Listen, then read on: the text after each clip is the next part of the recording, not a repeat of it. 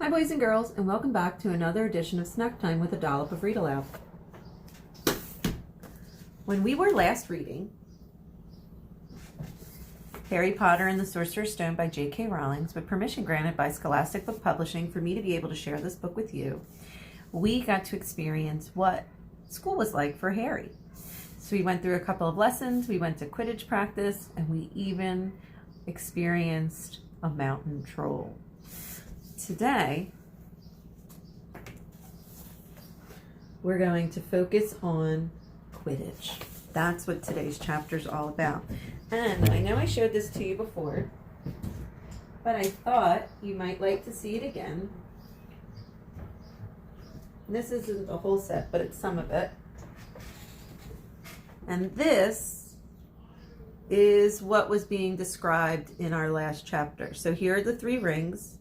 This is Wood in front of it. He's the keeper. And then here's the Ravenclaw Tower. And here's the Hufflepuff Tower. So, and this is one of the Slytherin guys, but this is Harry. But this is kind of what it looks like. And then there were little balls. Oops, crud, something just shot. But so remember, there's 3 balls and a snitch. Okay, so that being said, oops, crud, just broke that. Let's get started with our reading, and I will show this to you again to help you kind of visualize. But that's what the goals look like, and then Wood would kind of try and block the quaffle as it was trying to go through the hole. Okay. And that's supposed to be the quaffle down there. It's a big red ball. And the little black balls are the ones called bludgers, and that's the ones that try and hit the people on the broom. All right, so here we go. Quidditch, Chapter 11. As they entered November, the weather turned icy cold. The mountains around the school became icy gray, and the lake like chilled steel. Every morning, the ground was covered in frost. Hagrid could be seen from the upstairs window defrosting broomsticks on the Quidditch field. Bundled up in a long moleskin overcoat, rabbit fur gloves, and enormous beaver skin boots. The Quidditch season had begun. On Saturday, Harry would be playing in his first match after weeks of training. Gryffindor versus Slytherin. If Gryffindor won, they would move up in second place in the house championship. Hardly anyone had seen Harry play. Wood had decided that he would be their secret weapon. Harry should be kept, well, secret. But the news that he was playing Seeker had leaked out somehow, and Harry didn't know which was worse. People telling him, brilliant, or people telling him that they'd be running around underneath him, holding out a mattress in case he fell. It was really lucky that Harry now had Hermione as a friend. He didn't know how he had gotten through all his homework without her, with what little time he had available with Quidditch practice taking up so much time. She had lent him Quidditch Through the Ages, which turned out to be a very interesting read. Harry learned that there were 700 ways of committing a Quidditch foul, and that all of them had happened during the World Cup match in 1473, that Seekers were usually the smallest and fastest players, and that most serious Quidditch accidents seemed to happen to them. That although people rarely died playing Quidditch, the referees had been known to vanish and turn up months later in the Sahara Desert. Hermione had become a bit more relaxed about breaking rules since Harry and Ron had saved her from the mountain troll, and she was much nicer for it. The day before Harry's first Quidditch match, the 3 of them were out in the freezing courtyard during break. She had conjured them up a bright blue fire that could be carried around in a jam jar. They were standing with their backs to it, getting warm when Snake crossed the yard. Harry noticed at once that Snake was limping. Harry and Ron and Hermione moved closer together to block the fire from view. They were sure it wouldn't be allowed. Unfortunately, something about their guilty faces caught Snape's eyes. He limped over He hadn't seen the fire, but he seemed to be looking for a reason to tell them off anyway. "What's that you got there, Potter?" It was Quidditch Through the Ages, and Harry showed him. "Library books are not to be taken outside of the school. Give it to me. 5 points from Gryffindor." "He's just made up that rule," Harry muttered angrily as Snape limped away. "Wonder what's wrong with his leg." "Dunno, but I hope it's really hurting him," said Ron bitterly. The Gryffindor common room was very noisy that evening. Harry, Ron, and Hermione sat together next to a window. Hermione was checking Ron and Harry's charm homework for them. She would never let them copy. "How will you learn?" she asked. But by asking her to read it through, they usually got the right answers anyway. Harry felt restless. He wanted Quidditch Through the Ages back, to take his mind off his nerves about tomorrow. Why should he be afraid of Snape? Getting up, he told Ron and Hermione he was going to ask Snape for the book back. "Better you than me," they said. But Harry had an idea that Snape wouldn't refuse if there were other teachers listening. He made his way down to the staff room and knocked. There was no answer. He knocked again. Nothing. Snape and Filch were inside, alone. Snape was holding his robes above his knee. One of his legs was bloody and mangled. Filch was handing Snape bandages. "Blasted thing," Snape was saying. "How are you supposed to keep your eyes on all 3 heads at once?" Harry tried to shut the door quietly, but "Potter!" Snape's head or face was twisted with fury as he dropped his robes quickly to hide his leg. Harry gulped. I just wondered if I could get my book back, sir." "Get out! Out!" Harry left. Before Snape could take any more points from Gryffindor, he sprinted back upstairs. "Did you get it?" Ron asked as Harry joined them. "Well, what's the matter?" In a low whisper, Harry told them what had happened. "You know what? You know what this means," he said breathlessly. "He tried to get past the 3-headed dog. The same one that we saw on Halloween, or the same one that we saw the other day. He tried to get past him on Halloween night. That's where he was going when we saw him. He's after whatever it's guarding. And I'll bet my broomstick that he let that troll in as a diversion." Hermione's eyes were wide. "No, he wouldn't do that. I know he's not very nice, but he wouldn't try and steal something Dumbledore was trying to keep safe." "Honestly, Hermione, you think all teachers are saints or something," said Ron. "I'm with Harry. I wouldn't put anything past Snape. But what's he's after? What is that dog guarding?" Harry went to bed with his head buzzing with the same question. Neville was snoring loudly. He needed to sleep. He had to. He had his first Quidditch match in a few hours, but the expression on Snape's face when Harry had seen his leg was not easy for him to forget. The next morning dawned very bright and cold. The great hall was full of delicious smells of fried sausage and cheerful chatter of everyone looking forward to a good Quidditch match. "You've got to eat something." "I don't want anything. Just a bit of toast," wheedled Hermione. "I'm not hungry." Harry felt terrible. In an hour's time, he would be walking onto the field for the very first Quidditch match of his career. "Harry, you need your strength," said Seamus Finnegan. "Seekers are always the ones that get clobbered by the other team."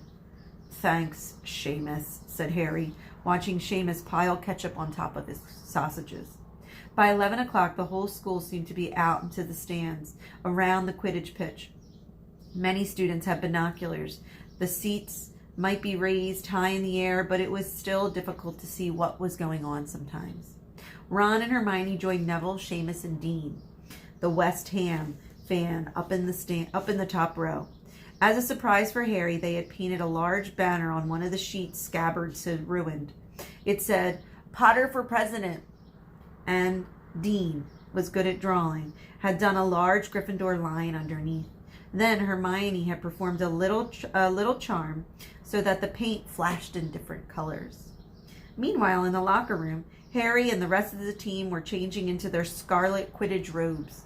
Slytherin would, of course, be wearing green. Wood cleared his throat for silence. "Okay, men," he said, and women, said Chaser Angelina Johnson. "And women," Wood agreed. "This is it." "The big one," said Fred Weasley. "The one we've been waiting for," said George. "We know Oliver's speech by heart," Fred told Harry. "We were on his team last year." "Shut up, you two. This is the best team Gryffindor's had in years." "We're going to win. I know it." "Right. It's time. Good luck, all of you." Harry followed Fred and George out of the locker room, and hoping his knees weren't about to give away, he walked onto the field to loud, raucous cheers. Madame Hooch was refereeing. She stood in the middle of the field waiting for the two teams, her broom in hand. "Now, I want a fair game, all of you," she said, once they were all gathered around her. Harry noticed that she seemed to be speaking particularly to the Slytherin captain, Marcus Flint, a 6-year. Harry thought Flint looked as if he could have some troll blood in him. Out of the corner of his eye, he saw the fluttering banner high above, flashing Potter for president over the crowd. His heart skipped. He felt a bit braver. "Mount your brooms, please." Harry clambered onto his Nimbus 2000. Madame Hooch gave a loud blast of a silver whistle, and 15 brooms rose high, high, high into the air. They were off. "And the quaffle is taken immediately by Angelina Johnson for Gryffindor. What an excellent chaser that girl is, and attractive, too." "Jordan!" "Oh, sorry, Professor." The Weasley twins' friend, Lee Jordan, was doing the commentary for the match, closely watched, however, by Professor McGonagall. "And she's really belting up along there. A neat pass to Alicia Spinnet, a good friend of Oliver Wood's. Last year was only a reserve. And back to Johnson, and no, the Slytherins have taken the quaffle. Slytherin Captain Marcus Flint gains the quaffle, and off he goes. Flint flying like an eagle up there. He's going snow, stopped by an excellent move by Gryffindor keeper Wood. And the Gryffindor take the quaffle. That's Chaser Katie Bell of Gryffindor there. Nice dive around Flint up off the field, and ouch! That must have hurt. Hit in the back of the head with a bludger. Quaffle taken by Slytherins. And there's Adrian Pusey speeding off towards the goalpost, but he's blocked by a second bludger. Sent his way by Fred or George Weasley, can't tell which one, even though we are good friends. Nice play by the Gryffindor beater anyway, and Johnson is back in position of the quaffle. A clear field ahead, and off she goes. She's really flying, folks. Dodges a speeding bludger. The goalposts are up ahead. Come on now, Angelina. Keeper Bletcher dives and misses. Gryffindor scores. Gryffindor cheers filled the cold air, and howls and moans from Slytherin. Budge up there. Move along. Hagrid. Ron and Hermione squeezed together to give Hagrid enough space to join them. "Been watching from me hut," said Hagrid, patting a large pair of binoculars around his neck. "But it ain't the same as being here in the crowd. No sign of the Snitch yet, eh?" "No. Nope, not one," said Ron. "Harry hasn't had much to do yet." Kept at ya trouble, though that's something," said Hagrid, rising his binoculars and peering skywards at the speck that was Harry Potter. Way up there, Harry was gliding over the game, squinting about for any sign of the Snitch. This was part of his and Wood's perfectly planned game attack. "Keep out of the way until you get the Snitch," Wood said. "We don't want you to be attacked before you have to be." When Angelina had scored, Harry had done a couple of loop-de-loops to let out his feelings. Now he was back to staring around for the Snitch. Once he caught sight of a flash of gold, but it was just a reflection off one of the Weasleys' wristwatches, and once the bludger decided to come pelting his way, more like a cannonball than really anything else, but Harry dodged it, and Fred Weasley came chasing after it. "All right there, Harry," he had time to yell as he beat the bludger furiously towards Marcus Flinch. "Slytherin in possession," Lee Jordan was saying. "Chaser Pusey ducks 2 bludgers, 2 Weasleys, and Chaser Bell, and speeds towards the... Wait a minute! Was that the Snitch?" A murmur ran through the crowd as Adrian Pusey dropped the quaffle, too busy looking over his shoulder for a flash of gold that had passed his left ear. Harry saw it. In a rush of excitement, he dived downward after the streak of gold. Slytherin seeker Terrence Higgs had seen it too. Neck and neck, they hurtled towards the Snitch. All that chasers seemed to have forgotten what they were supposed to be doing as they hung mid-air to watch. Harry was faster than Higgs. He could see the little round ball, wings spluttering, darting up ahead. He put on an extra spurt of speed. Wham! A roar of rage echoed from Gryffindor below. Marcus Flint had blocked Harry on purpose, and Harry's broom spun off. Harry holding on for dear life. "Foul!" screamed the Gryffindors. Madam Hooch spoke angrily to Flint, and then ordered a free shot on goalposts for Gryffindor. But in all the confusion, of course, the golden Snitch had disappeared from sight again. Down in the stands, Dean Thomas was yelling, "Send him off, ref! Red card!" "What are you talking about, Ron?" Or "what are you talking about, Dean?" said Ron. "Red card!" said Dean furiously. "In soccer, you get shown the red card. And when you get the red card, you're out of the game. He deserves a red card." "But this isn't soccer, Dean," Ron yelled back. Hagrid, however, was on Dean's side. "They ought to change the rules. Flinch could have knocked Harry right out of the air." Lee Jordan was finding it difficult not to take sides. "So, after the obvious and disgusting bit of cheating, Jordan," growled Professor McGonagall. "I mean, after that opening and revolting foul, Jordan, I'm warning you." All right.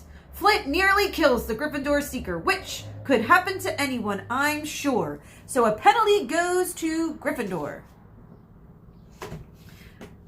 Taken by Spinnet, who puts it away. No trouble. We continue to play, and Gryffindor is still in possession. It was as Harry dodged another bludger, which went spinning dangerously past his head, that it happened. His broom gave a sudden, frightening lurch. For a split second, he thought he was going to fall. He gripped the broom tightly, but with both of his hands and his knees, he had never felt anything like it before. It happened again, and as though the broom were trying to buck him off. But Nimbus 2000s didn't suddenly decide to buck their riders off its back. Harry tried to turn towards the Gryffindor goalposts. He had half a mind to ask Wood to call timeout, and then he realized that his broom was completely out of control. Oh no. He couldn't turn it. He couldn't direct it. It was zigzagging through the air and every now and then making violent swooshing movements that almost unseated him. Lee was still commentating. "Slytherin in possession. Flint with the quaffle. Passes Spinnet. Passes Bell. Hit hard in the face with a bludger. Ugh! Hope it broke his nose. Only joking, Professor. Slytherin score. Rats." The Slytherins were cheering. No one seemed to have noticed that Harry's broom was behaving strangely. It was carrying him slowly higher and higher away from the game, jerking and twitching as it went. "Do you know what Harry thinks he's doing?" Hagrid mumbled. He stared through his binoculars. "If I didn't know better, I'd say he's lost control of his broom." But he couldn't have. Suddenly, people were pointing up at Harry all over the stands. His broom had started to roll over and over, with him only just barely managing to hold on. The whole crowd gasped. Harry's broom had given him one final wild jerk, and Harry swung off of it. He was now dangling from it, hanging on with only one hand. Oh my gosh. Did something happen to it when Flint blocked him? Seamus whispered. Can't have, Hagrid said, his voice shaken. Can't nothing interfere with a broomstick except dark magic. Powerful dark magic. No kid could do that to a Nimbus 2000. At these words, Hermione seized Hagrid's binoculars. Instead of looking up at Harry, she started looking frantically around the crowd. What are you doing? Moaned Ron, gray-faced. I knew it, Hermione snapped. Snape, look. Ron grabbed the binoculars. Snape was in the middle of the stands opposite them. He had his eyes fixed on Harry and was muttering non-stop under his breath. He's doing something. I think he's jinxing the broom, Hermione said. What should we do? Leave it to me. Before Ron could say another word, Hermione had disappeared. Ron turned the binoculars back onto Harry. His broom was vibrating. It was almost impossible for him to hang on much longer. The whole crowd was on its feet, watching, terrified, as the Weasleys flew up to try and pull Harry safely onto one of their brooms. But it was no good. Every time one of them got near him, the broom would just go higher. They dropped lower and circled beneath him, obviously hoping to catch him if he fell. Marcus Flint seized the quaffle and scored 5 times without anyone noticing. Come on, Hermione, Ron muttered desperately. Hermione had fought her way across to the stand where Snape stood, and now was racing along the row behind him. She didn't even stop to say sorry as she knocked Professor Quirrell headfirst into the row in front. Reaching Snape, she crouched down, pulled out her wand, and whispered a few well-chosen words. Bright blue flames shot out of her wand, landing onto the hem of Snape's cape. It took perhaps 30 seconds for Snape to realize that he was on fire. A sudden yelp told her that she had done her job. Scooping the fire off of him into a little jar in her pocket, she scrambled back along the row. Snape would never know what had happened. It was enough. Up in the air, Harry was suddenly able to clamber back onto his broom. Neville, you look, Ron said. Neville had been sobbing into Hagrid's jacket for the last 5 minutes. Harry was speeding towards the ground when the crowd saw him clasp his hand to his mouth as though he were about to be sick. He hit the field on all fours, coughed, and then something gold fell into his hand. I've got the snitch, he shouted, waving it above his head, and the game ended in complete and utter confusion. He didn't catch it. He nearly swallowed it, Hagrid complained, or Hagrid shouted. Flint was still howling 20 minutes later, but it made no difference. Harry hadn't broken any rules, and Lee Jordan was still happily shouting the results for Gryffindor. Gryffindor had won by 170 points to 60. Harry heard none of this, though. He was being made a cup of strong tea back in Hagrid's hut with Ron and Hermione. It was Snape, Ron was explaining. Hermione and I saw him. He was cursing the broomstick, muttering he wouldn't take his eyes off of it. Rubbish, said Hagrid, who hadn't heard a word of what had gone on next to him in the stands. Why would Snape do something like that? Harry, Ron, and Hermione looked at one another, wondering what to tell him. Harry decided that the best option was to tell the truth. I found out something about him, he told Hagrid. He tried to get past that 3-headed dog on Halloween. It bit him. We think he's trying to steal whatever the dog is guarding. Hagrid dropped the teapot. How do you know about Fluffy? He asked. Fluffy? Yeah, he's mine. Bought him off a Greek chappie I met in the pub last year. I lent him to Dumbledore to guard the... Yes? Harry asked eagerly. Now, don't ask me anymore. That's top secret stuff, that is. But Snape's trying to steal it. Rubbish. He's a Hogwarts professor. He would never do anything like that. He's one of the ones trying to protect it. He would do nothing of the sort. So why did he just try to kill Harry? Hermione asked. The afternoon's events certainly seemed to have changed her mind about Snape's. I know a jinx when I see one, Hagrid. I've read all about them. You've just got to keep eye contact. And I'm telling you, Hagrid, Snape wasn't blinking. I saw him. I'm telling you, you're wrong, Hagrid said hotly. I don't know why Harry's broom acted like that, but Snape wouldn't try and kill a student. Now listen to me, all three of you. You're meddling in things that don't concern you. It's dangerous. You forget about the dog, and you forget about what it's guarded. That's between no one else but Dumbledore and Nicholas Flamel. Aha, said Harry. So there is someone called Nicholas Flamel involved in this. Is there? Hagrid looked furious with himself, but he said nothing else. Well, that was an exciting episode or a chapter of Harry Potter and the Sorcerer's Stone. So the first Quidditch match is underway. They won, yay, because Harry caught the snitch. But now more suspicions are pointing to Professor Snape. So we'll have to see if that's actually who is causing Harry the trouble. Though I have to say, Snape really doesn't like him. So it looks like that could be a possibility. We'll have to keep our minds open and keep gathering information as we go. But as for today, this was a really fun Quidditch match. So I want you to think about if you play a sport or you do an event or something that you're really proud of, a really proud moment that you've had when you've done one of these extracurricular activities like soccer or football or basketball or baseball or softball or gymnastics or karate, any of those. If you have a really special moment, or maybe it was something that you did like a baking contest or you made a painting or you built something that you've done that you didn't think you could do, and then all of a sudden it was finished and you were proud of yourself. So share with me one of those moments that really made you proud in the comment section below, and I'll look forward to reading what you share. All right, so that's it for today's reading.